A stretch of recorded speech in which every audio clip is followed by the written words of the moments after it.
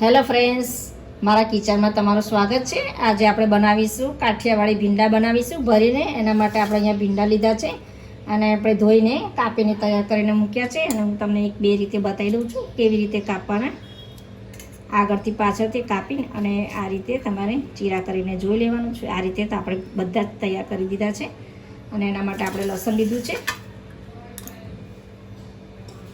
ભરવા માટે આપણે મસાલો કરવાનો છે। આપણે મિક્સર બાઉલ લઈ લઈશું, એમાં આપણે લસણને એડ કરી દઈશું।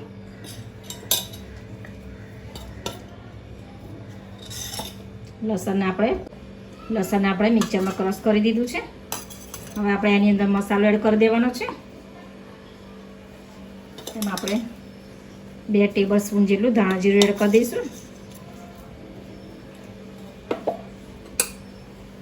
1 ટેબલ સ્પૂન જેટલું આપણે મરચું એડ કરી દેવાનું છે કાશ્મીરી, અને અડધી ચમચી જેટલું આપણે હળદર એડ કરી દઈશું।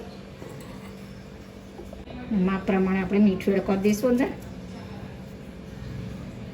થોડાક આપણે અંદર 1 ચમચી જેટલા તલ ઉમેરી દઈશું। 2 ચમચી જેટલો આપણે ચણાનો લોટ એડ કરી દઈશું। અંદર થોડીક આપણે કોથમીર એડ કરી દઈશું। અંદર હવે બધું જ મિક્સ કરી દેવાનું છે। મસાલો બધું એકદમ ટેસ્ટી એવો બની ગયો છે આપણો।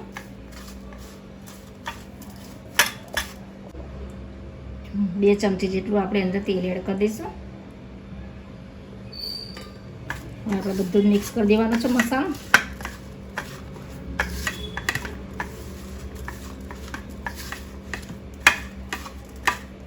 આ કેવી રીતે ભરવાના એ તમને બતાવી દો। આપણે જે ચીરા કરીને મૂક્યા છે એની અંદર આપણે થોડો થોડો મસાલો એની અંદર એડ કરી દઈશું અને પેક કરી દેવાના છે ભીંડાને। આ રીતે આપણે બધા જ ભીંડા ભરી દેવાના છે।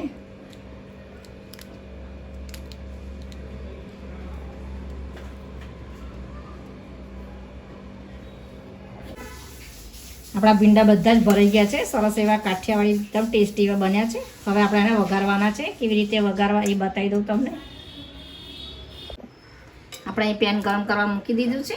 હવે આપણે એની અંદર 2 ચમચા જેટલું આપણે તેલ ઉમેરી દઈશું। આમાં થોડું તેલ વધારે હોવું જોઈએ, આમાં પાણી ઉમેરવાનું હોતું નથી। 1 ચમચી જેટલી આપણે અંદર રાઈ ઉમેરી દઈશું। થોડીક આપણે માપ પ્રમાણે અંદર હિંગ એડ કરી દઈશું। રાઈ આપણી તૂટી ગઈ છે। હવે આપણે એની અંદર ભીંડા ઉમેરી દઈશું।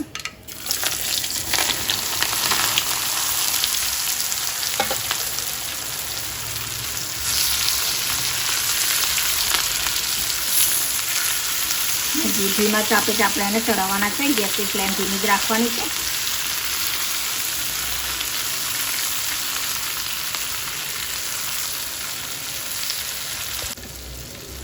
આમાં પાણી બિલકુલ ઉમેરવાનું હોતું નથી। એટલે હવે આપણે આને હલાવી દીધું છે। હવે આપણે ગેસની ફ્લેમ એકદમ ધીમી રાખવાની છે અને આપણે 5 થી 7 મિનિટ માટે ચડવા દઈશું। હવે આપણે 5 થી 7 મિનિટ થઈ ગઈ છે। હવે આપણે શાકને જોઈ લઈશું। એકદમ સરસ આપણે એવું શાક એવું ચડી ગયું છે। હવે આપણે શાકને ગેસને ઓફ કરી દઈશું અને શાક આપણે સર્વ કરી દઈશું। એકદમ ટેસ્ટી એવું બન્યું છે શાક। હવે આપણે ભીંડાનું શાક સર્વ કરી દઈશું।